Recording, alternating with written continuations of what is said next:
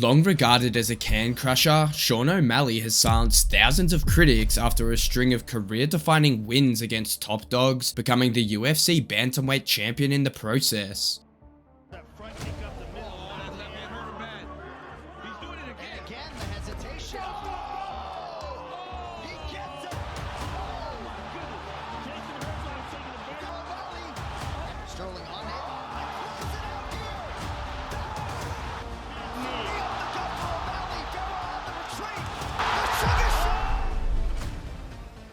O'Malley has raised the bar so high with wins against legends like Petr Yan, Aljamain Sterling and Marlon Vera that now his next title defense will be the toughest test of his career in the form of the machine Merab Dvalishvili.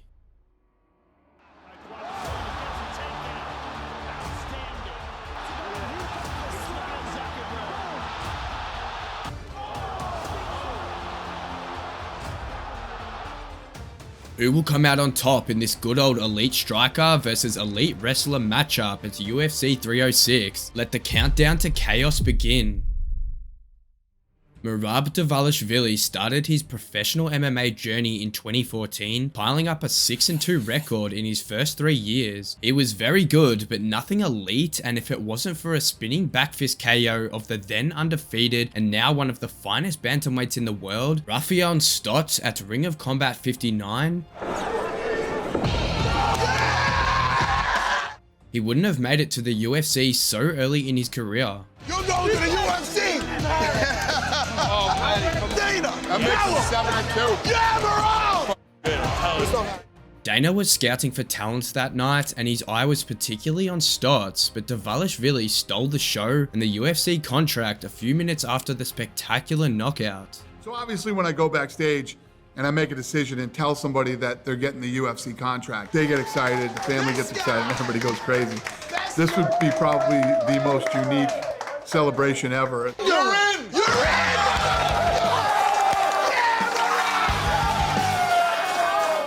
6 months later, Merab made his UFC debut against Frankie Saenz, losing by a split decision. He lost another one 4 months later when he was submitted by Ricky Simon, and suddenly the hype surrounding the Georgian died down.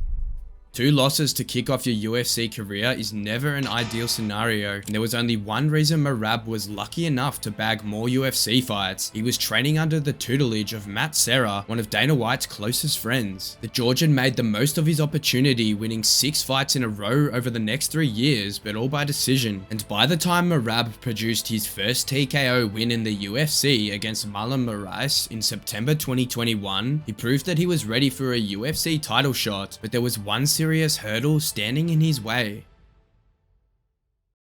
Because Merab's teammate and close friend Aljamain Sterling had won their bantamweight title by disqualification to Petr Yan, and being the loyal friend that he is, the Georgian refused to fight him despite being a top contender in the same division. Me and Aljo, we're never going to fight each other. Merab even joked that the only way he'd fight Aljo was if the UFC coughed up $10 billion. They want me to fight Aljo, and maybe they have to pay $10 billion. Yes. And then yes. There's obviously no way the UFC would pay that kind of money, not even for Conor McGregor. Still, Dana White was clearly frustrated by Merab's refusal to fight his friend. We had a lot of these guys saying, oh, he's my friend, he's my friend. You can still be friends and want what your friend has, you know what I mean? It would be a really bad idea for Merab to go down that path. Merab's stubbornness led him to continue facing tough challenges time and again. After dismantling Marlon Moraes, he secured a big fight with former featherweight champion Jose Aldo, and despite Conor McGregor thinking that Merab was tailor-made for Aldo to shine, the Georgian beat the Brazilian in a clinch-heavy battle. However, the Aljo problem continued to push him down the pecking order, with Merab unwilling to fight for the title as long as Sterling held the belt. The UFC was forced to give Aljo Henry Cejudo, who came out of retirement after vacating his belt at UFC 249. I understand business, everything, but Aljamain Sterling is my friend and my brother. Aljo has a fight now. He's fighting Henry Cejudo. I'm gonna be back to the gym in about a week, and I'm gonna help him to preparation with Henry Cejudo. Dana White was so infuriated by the ongoing saga with Merab that he told the Georgian to quit MMA altogether. This is not about friendship. This is about finding out who the best in the world is. And if you don't want to find out who the best in the world is, this is not the place for you.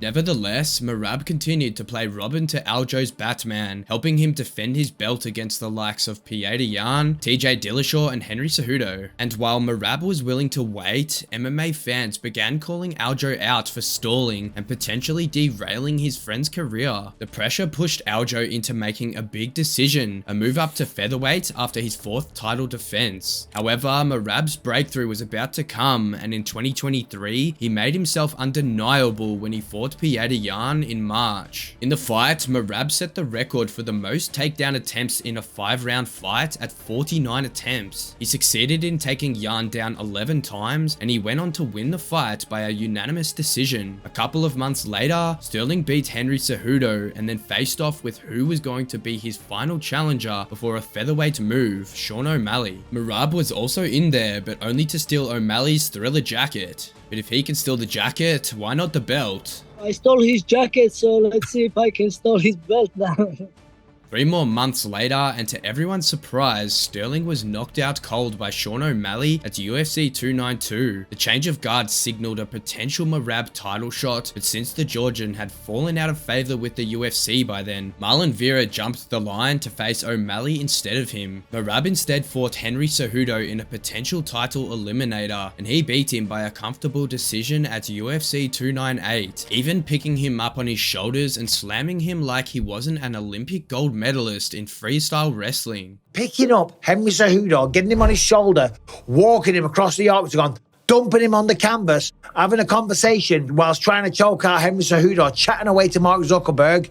Phenomenal. Phenomenal. And his star has never been bigger. A month later, Merab served as the backup fighter for the bantamweight title fight between O'Malley and Vera at UFC 299. And though Merab wasn't needed, as O'Malley went on to destroy Vera and win by a decision, being the backup helped Merab mend his relationship with Dana, and as a result, the announcement was finally made. The bantamweight title fight, Sean O'Malley versus Merab.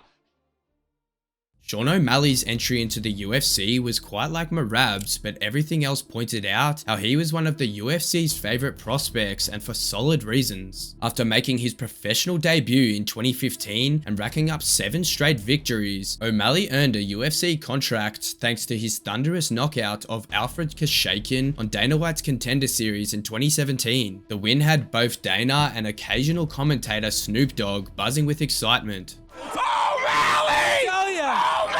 The excitement quickly died down, however, after O'Malley's subpar performances in his victories in his first couple of wins in the promotion, which came by a decision. However, O'Malley was about to get the sugar hype train going again after delivering a couple of stellar knockouts in his next few fights, most notably against Eddie Wineland.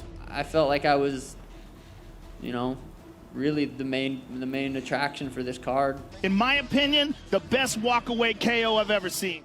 As far as Sugar's critics were concerned, they stayed quiet until Marlon Vera damaged the Rising Star's perineal nerve with low kicks and then TKO'd him with brutal elbows to hand him his first professional loss at UFC 252. One of O'Malley's loudest critics was Henry Cejudo, who said, "I fought Demetrius Johnson and Marlon Moraes with no legs. This 2-pump chump broke his nail and can't compete." However, O'Malley dismissed the Vera loss at every opportunity he got. I watched it in slow motion.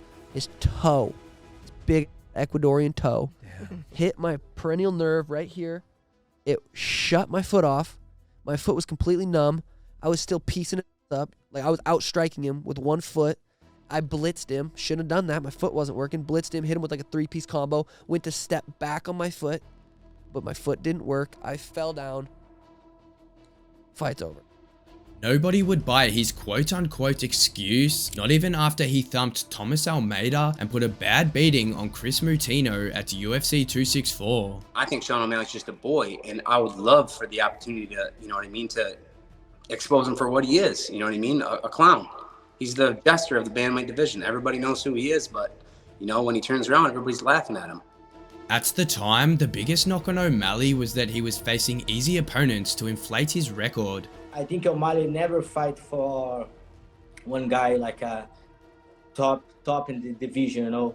And the last fight, UFC give him someone is nobody for him, make broke some records, and I think it's disgusting fight. In reality, O'Malley was simply trying to fulfill his entry UFC and low-paying contract, avoiding top-tier fighters like Petr Yan, Corey Sandhagen, or Aljamain Sterling for a payday that didn't match the risk. I have a contract to fight a certain amount of fights, and I'm gonna get paid a certain amount of money, whether I fight Luis Smolka, the dude I was supposed to fight, or I fight Petr Yan, the #1 bantamweight in the UFC. I get paid the same.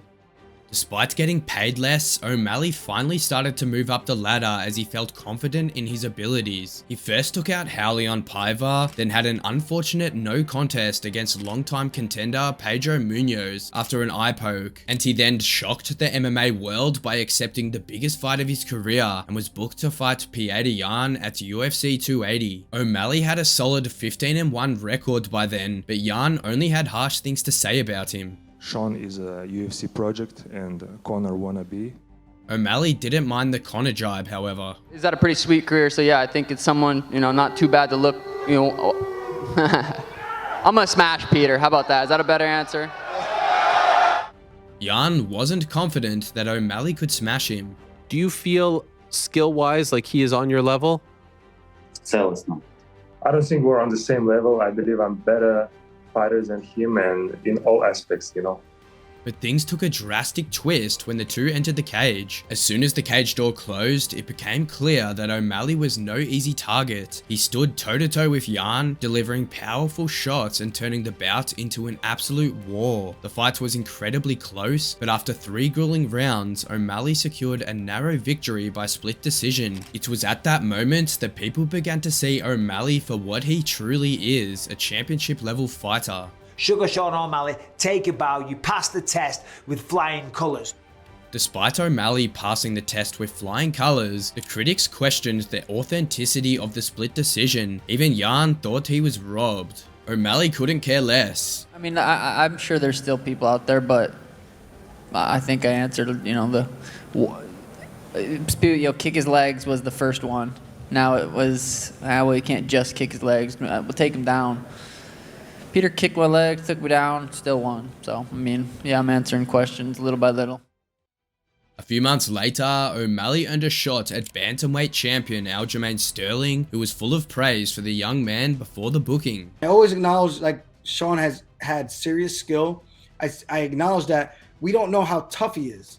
We don't know when he's the hammer. When he's the hammer, we know he's really, really good. We didn't know if he becomes the nail and has some pushback, will he fold? And he showed he belonged. However, after the two were booked to fight at UFC 292, Sterling changed his tune. My thoughts on Sean O'Malley is that motherfucker is frail. Frail. You think if I could take down a short, stocky guy like Henry, who's actually a gold medalist and has good takedown defense, what am I going to do to Sean O'Malley? Let's be honest here, guys. Heading into UFC 292, O'Malley was a sizable underdog as most fans and experts saw Sterling's grappling as the clear path to victory. However, O'Malley was about to prove the whole world wrong. Not only did he defend all of Sterling's takedown attempts, but he also delivered a counter right and relentless ground and pound early in round 2, sending Sterling to another dimension and capturing the belt in the process. After such a performance, the former champ himself was the first to acknowledge that O'Malley was not just good, but truly exceptional. He sucks. I'm not going to lie about that. There was a lot coming into this fight. The quick turnaround, everything. But I was happy to do it. No excuses. Sean, he did a good job of the one thing I knew he would be good at, and is that step back counter. And it's just a good shot, man. After claiming the title with a jaw-dropping performance, O'Malley was expected to defend it against Merab Dvalishvili. However, the champ chose to settle the score with Marlon Vera instead, and the two were booked to headline UFC 299. Since Vera's leg kicks did the damage in their first fight, the move was the talk of the town heading into the rematch as well. But O'Malley ensured that he had his defenses sorted out this time round. He can kick my legs all he wants, but my leg's gonna be on his chin, so. The noise. At UFC 299, O'Malley made a statement, dominating Vera for 5 rounds, most notably delivering a devastating knee and a crushing punch in the final round to secure a clear decision victory with a striking differential of 230 to Vera's 89. O'Malley's performance not only silenced his critics, but also elevated him to the top of the bantamweight division, with many now calling him the best in the world and chalking up his previous loss to Vera as nothing more than a fluke. He told us that the first fight was a fluke because he was piecing Cheeto up. It wasn't as evident as it was tonight. Tonight it was very clear that Sean O'Malley was piecing Cheeto up because that's exactly what he was doing. He fought beautifully. You know, he was presented a canvas and he painted a masterpiece. His striking is next level. O'Malley's striking is certainly next level, but he's now up against a guy who may not give him enough room to maneuver because he'll constantly be pushing forward like a machine. In fact, Merab wants to flip the script completely. I can knock him out, O'Malley. I believe so. Merab Dvalishvili understands the magnitude of the task at hand, but he feels there isn't a better time to fight O'Malley than now. O'Malley's a good fighter. That's why I want to fight against him. You know, I want to challenge myself since 2018, and now it's perfect time. It's happened right time. You know, I always want to fight him, but now I think this is the best time. The opposing side, especially O'Malley's coach, Tim Welch, understands how tough Merab is, given his insane cardio, chain wrestling, and his ability to pop a big shot out of nowhere. He beat Jose Aldo, he beat Henry Cejudo, he threw around Henry Cejudo like Henry almost didn't even know how to wrestle. So he's an absolute freak show, and he's got a gas tank that makes everyone nervous. Like, he can push the pace. It's almost a freak of nature how hard he can push the pace for 25 minutes. So he's the #1 contender for a reason, and he's a serious threat. So we're taking him very seriously. Yet they see chinks in the Georgian's armor, which they can't wait to exploit. Loses balance a little bit on the punches, falls forward, and that's something that definitely could get him in trouble here. And it's too close to the fight now to fix. Really lunging in here, throwing the overhand right, bringing his back foot with him, which is another thing that could get you in trouble. You saw it with Aljo. Who do you think will come out on top at UFC 306? Let us know your thoughts in the comments. And if you're an O'Malley fan, be sure to check out times where Sean O'Malley punished cocky opponents for being disrespectful.